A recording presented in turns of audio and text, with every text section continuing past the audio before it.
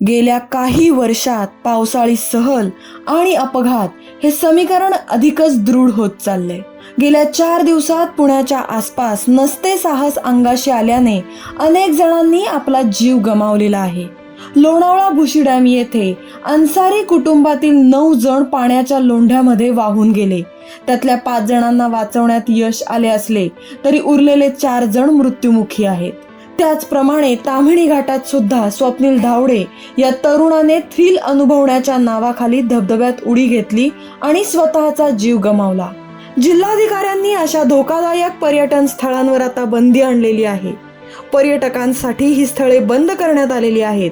पण दरवर्षीच या घटना आपल्याला दिसून येतात. वर्षा सहल पावसाळी पर्यटन ही क्रेज दिवसेंदिवस वाढताना दिसून येते. पण आनंद लुटत असताना जबाबदारीचे भान नको का?